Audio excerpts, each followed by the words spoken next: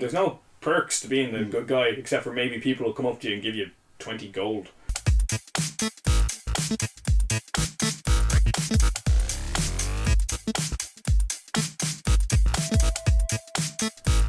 Hello and welcome to the Tidbit Cast. My name is David. This is Gary. And that is David. You wish. Colm. Yes, it's Colm. Unfortunately. Here at the Tidbit Cast we each bring a topic and then discuss them. So we're going straight into columns. Right, so my topic is morality in games. I'm doing a big morality spiel here for the last 3 weeks. Oh yeah. Yeah. But I really want to know what you guys do when it comes to morality in games, because I've been playing a lot of Red Dead Redemption 2 and I've just started playing Vampire. Vampire. Now we know I want to talk about this. So morality is a big thing in Vampire. And first of all, I want to know, when you guys do your first playthrough of a game, what do you do? Full on paragon. Regardless of your own personal opinions. Usually full on paragon. I'm a bad man. That is usually my personal opinion though, you know me. I'm very, so to give you context, I'm very by my own moral code. Like, if I see stuff that, if I see stuff in the game that no one's looking at, I will steal it. But I'm not gonna steal stuff where someone's looking at me. I'm not gonna murder someone. That's Wait, is that your moral code in real life? Yeah. Okay. Let's say, for example, Yeah. I understand it. For example, if I'm in Skyrim, I'm always going to be the good guy. But the shopkeepers in the other room, no one's going to search me unless they find me, and they're not going to find me. Because my sneak is 100. Exactly, that's right. I'm gonna do that chameleon spell. No one's going to find me. That's not in Skyrim, but okay. No, it's not. That's really annoying to me because, of course, that was OP in the first one. In the fourth one. Oblivion, the console. Yeah, that's the fourth game. Yeah, there's the first console. No, the fourth one. No, Morrowind is the first one. Was that in consoles? Yeah, it was on Xbox. Was it? Yeah. I did not know that. Your life has changed. No, because they must have just got put in your place. But they may have had ports. Oh my god. Anyway, so morality in games, like, obviously there is a grey area where you have, to a certain degree, you feel like you have to do certain things to get the full experience out of the game, commit certain crimes. But like I'm saying, I've been playing Vampire, and I'm not very far into the game, and there is an option to basically just feed on any civilians, and it increases your experience and enables you to become more powerful, but the people around you start to become more panicked because people are dying, and the game world becomes more unstable. So what I'm trying to do at the moment, I'm playing on the hardest difficulty. I don't know if there's a harder difficulty, but I'm playing on hard, and I haven't killed a single person. Oh yeah? Yeah, as in I've killed other vampires, and I've killed vampire hunters, people who left me no choice basically, but I haven't mesmerized anyone and brought them into a dark alley and drained their blood. So even if people aren't looking, you're still not killing them. Yeah. That's good. So that's like, but I will pick up anything that I see not glued to the ground. So you're a kleptomaniac. Essentially. But not a murderer. Unless they're vampires. Well, then they're already dead, so it's okay. Self-defense is a wonderful thing. But is morality in games like Red Dead Redemption 2, there's a lot I could say about it, but it is quite spoilery, so I won't. But in that game, at the start of the game, you do feel like you're sort of being forced into committing crimes. You know? Okay. Even your character does kind of feel like he's being forced into committing crimes. So he's like, why would you, like, again, like... Can you not commit them? No, they're story missions. Oh, then yeah.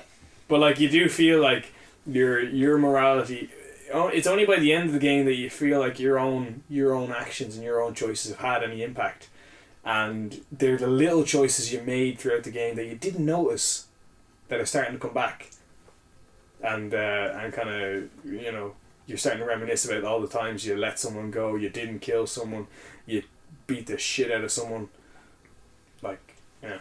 So I mean, morality in games, like, what do you think, Dave? Would you just go badass the whole time, murder everyone, ruin villages? I have played Shadow the Hedgehog. And I was a bad person. I'm convinced David hasn't played the game apart from Fortnite in the last 5 fucking years. You played Spider-Man. I played Crash Bandicoot. Sure he did. You did play Spider-Man. Sure he did. I sold I it to do. him. I play Spider-Man. I sold it to him. The guy with the webs, you know? I don't know. Web shooter dude. I don't know. Sticky boy. He wears red, you know? It's just... He's just... because he says this, but... Has he played any game that even has RPG mechanics in it? Yeah, Spider-Man. Well, Dave's very bad at games anyway, so I mean... I'm amazing if I try.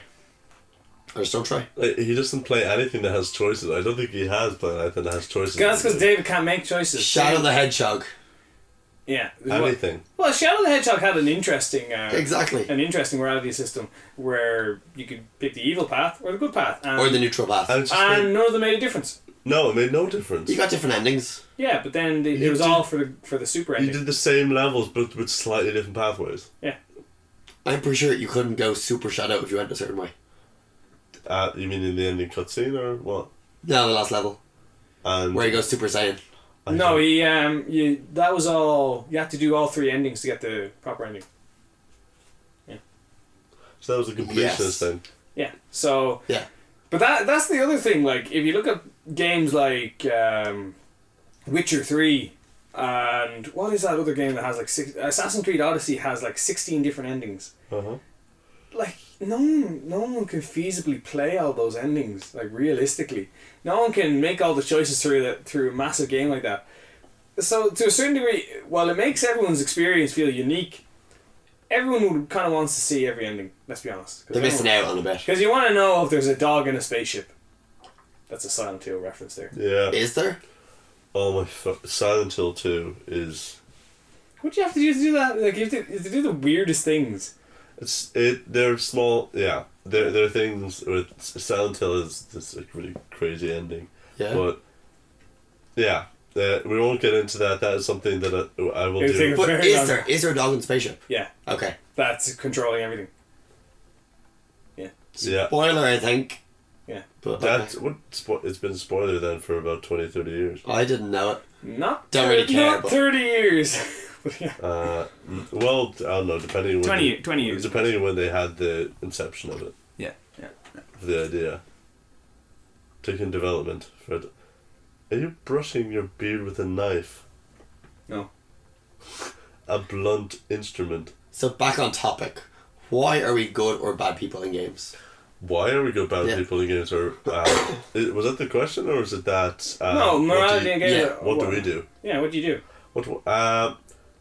I think it depends on how much of emotional investment I have. Usually, like my default is just to go full on honorable, good Yeah. kind of person.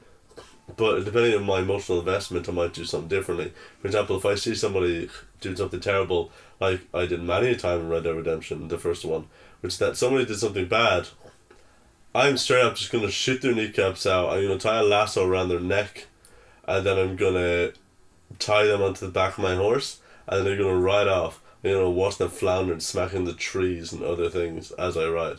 But do you feel bad? No. Because they're a game character. They're an in-game character, but also they did terrible shit. What about games like Vampire where it's rewarding you for a certain choice path? Because that's the thing. Because Dishonored is like that as well. Like, See, I haven't played either of those games, but usually that stuff, like for example Mass Effect, doesn't make a fucking difference. Because the thing is, you have to go either full Paragon or full Renegade. Same with Infamous, you have to go full good or full bad, or you get none of the benefits. hang on, no, with Puts you to two the pathways. difference with Mass Effect and the way Mass Effect did it really good was there were benefits to both sides. Those were story choices, Like though. if you go, yeah, but story choices are Paragon or Renegade. But that's more interesting. They actually had consequences where an actual character would be gone. But even I don't know if you guys played Dragon Age Origins, which Dave probably No. didn't because Dave doesn't play games. Yeah. But Dragon Age I played Origins, Fortnite. every hub of quests had a choice where you side with one side or the other, and they're gonna help you fight the archdemon. Yeah. But there was no inherent morality between the two, but you always felt like if I do pick this side, these guys are all like, there was always someone who had to pay the price if you picked a certain side. There was always a bad choice but a quicker choice, and the good path was always a bit slower. You know, you could kill all the mages and get the Templars because Templars are super cool and it's much quicker. Or you could, cure all the werewolves and get the elves, or let the werewolves kill all the elves. See, the thing is with those choices that, and this is just the thing for game design, which is that it should never be a thing that pushes you towards making you more powerful if you choose either side. But that's what Vampire does exactly. That is entirely what Vampire does. But when I mean in stuff like RPG thing like The Witcher or Mass Effect, stuff like that, I feel like that in those kind of games you shouldn't do that. Vampire's a different thing because that game is full on. That's the combat is action, and also the combat in that game is it's very easy to just cheese it. From what I've seen of people doing the combat, it's just that it doesn't really make a huge amount of difference because like the actual like boss battles and stuff like that aren't too difficult. I know the vampires. It is just the thing of, do this, hang back, and then go back in. Like it's fairly routine, is what I've heard from people. Mm. So but the thing that is unique about that game is that you can take characters out of the story and out of their entire quest lines, which again other games have done, but this is the crux of this game. So if you don't have that, this game doesn't really have a hook, as much of a hook as it does. The whole reward thing for certain moralities, I don't necessarily agree with it. Like I don't necessarily agree with being forced to be good or forced to be bad. I prefer to be myself in regards to. I prefer to be not killing people because I don't want to be killing people because that's actually an inconvenience more than anything. I want to be not killing people and stealing everything that isn't glued. That's the thing where I don't think games should do that as much as they used to. They're probably not going to continue doing it going forward. But what it's been like most choice systems that have you be a certain morality is if you don't go full in either direction, you're getting none of the benefits. Because it means, for example, you have story choices. Oh, you have to have this much of it. I better pick Paragon. Yeah, you better do this many good things. So it means that when you're in conversation, you're able to do this choice because you have a certain amount of good karma energy in you. That was the issue with Mass Effect 1 and 2. It was very annoying because it meant that, for example, if I wanted to actually do good things in conversation and make the real decisions, I have to have done them throughout the entire game, else it won't make a fucking difference. Like, if at one point I did choose a renegade, which would mean, for example, punching somebody who was being a dick to that one reporter, they deserve which it. Again, I Everyone wanted to do. Yeah, but the thing is, I didn't do that. Why? Because I knew if I did do that, then it meant that later on I might not be able to save somebody from dying because I punched a reporter. Whole thing. Yeah, it ruins some experiences. That's what 3 kind of solved that because there was no limitations where you couldn't pick the Paragon choice if you didn't. It was a basis by basis. Like if you wanted to be Paragon through the whole thing, and then suddenly you find out that the Rachni are still alive, and you're like, no, kill them. So that's Paragon is good, yeah. Paragon of virtue, yeah. Okay. So the thing is that it is like a thing, and it encourages your players to try out more stuff rather than just shuffling them into these narrow pathways. It allows them to try the other options, kind of like play both fields. But there is also games like it gets them to play more of your game. But there is also games like Skyrim where there is no inherent morality based on there's no perks to being the good guy, except for maybe people will come up to you and give you 20 gold. Yeah, there's just other sides of the fence. Yeah. And obviously there is disposition as well, so people, if they don't like you, they're going to raise their prices. That's the thing. But in those kind of games, you're very free, and morality is a very loose term. It's not really morality, it's just more your impact. Because you can steal as much as you want as long as you don't get caught. You can kill who you want as long as you don't get caught. It's not about morality, it's just about your impact. It's about getting caught. Yeah, don't get caught. There's never you're the good guy, you are the bad guy. It's kind of just, you're in this situation at the moment. Yeah. And that's how I feel it should be treated, rather than these are good, these are bad, therefore this must die, this must not. Because I think that's kind of boring, and it means that it kind of stifles the writing as well. and it means that you I don't want this guy to die because he might give me a really good sword at the end. Yeah, it's stupid. It's just like, maybe they do, maybe they don't. A game that I think does it alright is Fable. the Banner Saga.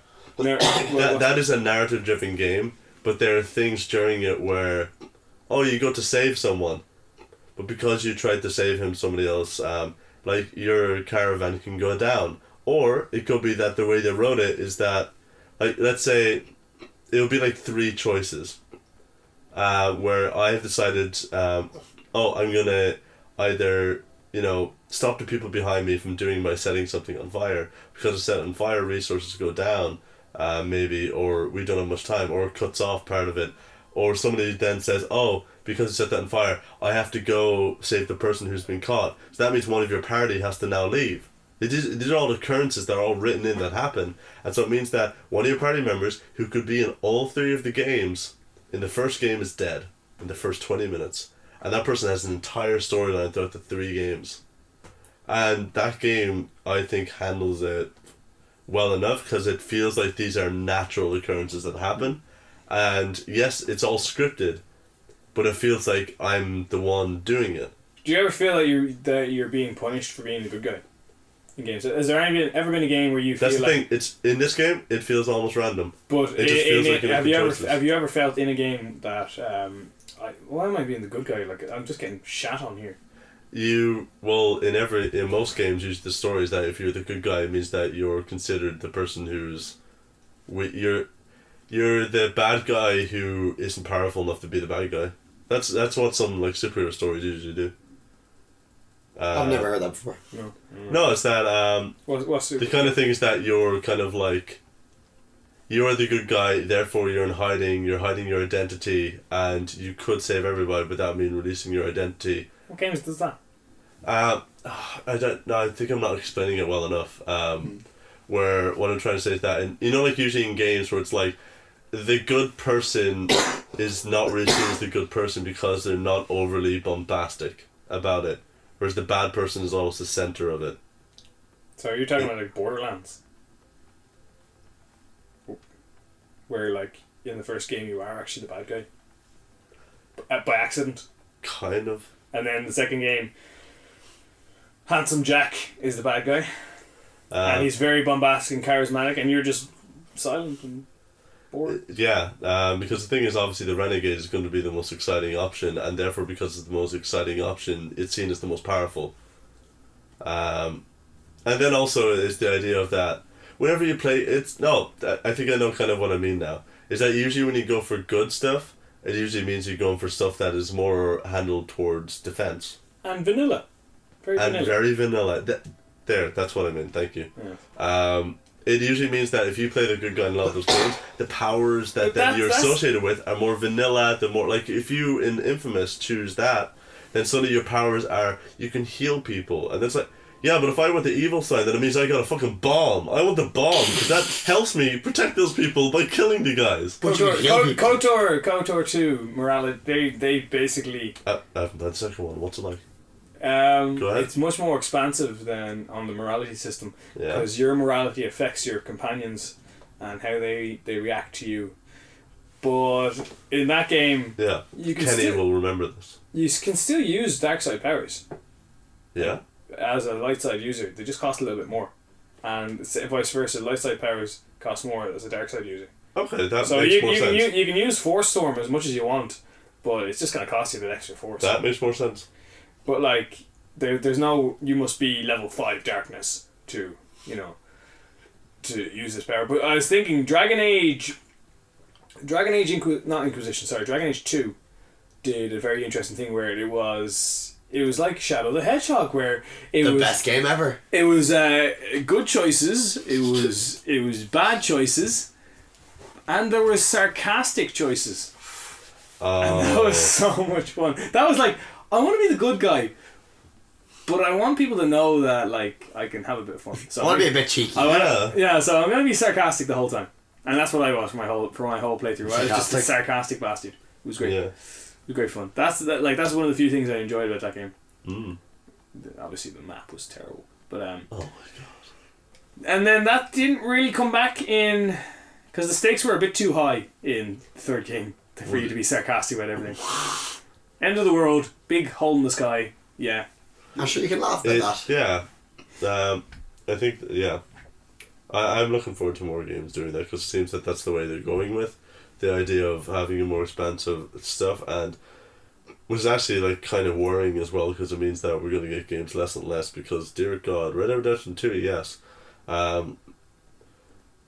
Over 300 to 400 people credit in the credits, and that was over 8 years, and it had like 8 different studios, and then you had 5 of those studios working full time on it, and that's 300 to 400 people credited who stayed in those 8 years, because if you did not, Rockstar does not credit people.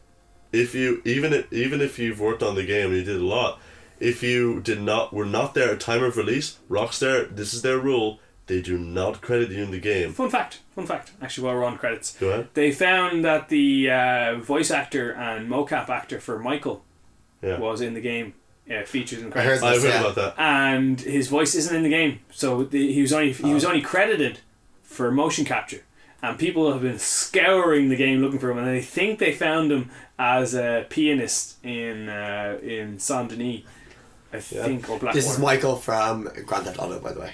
Yeah, obviously. Yeah, they have like 700 voice actors and 1,200 mocap actors. Yeah. Yeah, in Red Dead Redemption 2. That's a lot of NDAs. Fuck, John. When is number 3 coming out? Oh my God. Like 2027. Do you know when it's coming out? Online.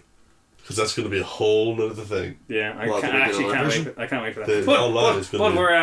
We're getting into something I'm very excited about, and I can't contain myself. So let's not talk. But that's also the idea of morality. That's going to be something again going into that, which is going to change some stuff, like with how that's going to change Anthem and what that's promising to do. I'm going to make a gang, and I'm going to call them the Tidbit Boys. Oh, oh my God!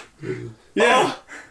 Oh. So anybody who's still listening, be ready for in a few months or in a month or whenever it comes out, when the online Red Dead Online comes out, be ready to go around as the Tidbit crew.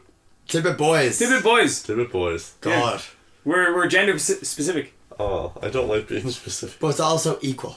Yeah, we're called the Tidbit Boys because it rhymes. It does not rhyme. It is. Oh, I can't think of the word now. Great. Not alliteration. No, it is alliteration. Alliteration? Tidbit Boys. Yeah, there we go. It's alliteration. Yeah, I sound convinced, don't I?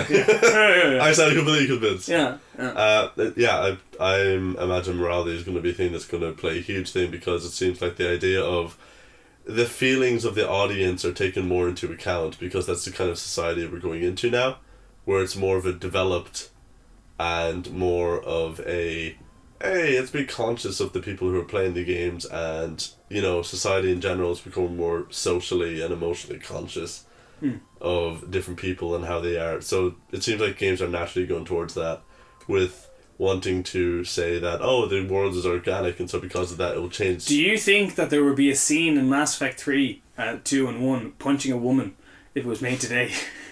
No. Punching a person, yes. I don't think it'd be a female. Wait, did you not hear about the feminist in Red Dead 2? Oh my God, that was a huge thing. I didn't go and I did I won't go into it. I remember the day after that came out, there was a video that got like 700,000. That's what I'm talking about, yeah. There was 700,000 views of a dude punching a feminist. That's it, yeah. And the amount of hate he got for it. Yeah. Anyway, I'm saying I'm excited for Anthem doing that. I'm excited for other open world games doing that, and hopefully in the future more games trying to go down that route. And I'd like to thank all of you for listening to this episode of the Tidbit Cast. I was Gary Clark, and this was Colm. Just Colm. And this was I hope they make Shadow the Hedgehog 2. David. Shadow the Hedgehog 2. David, Shadow the Hedgehog 2. No longer the Muscle Man. And so Always. You can listen to us on yes, many different things. The internet. Probably if you're right now, whatever you're using, just keep doing it. And then you can also support us by YouTube, and then you can obviously, see what we personally think and follow all of our personal stuff by going on to our Tidbit Cast on Facebook and Instagram, and therefore handles will kind of be offshoots of that. Thank you very much for listening, and Bye. Goodbye. have a nice time, and make good choices. Or bad choices. We're not bad. going to hamstring you. Let us know what you choose. Or just make your choices. Which could be good or bad. Yeah. Morality is a very grey area. Bye.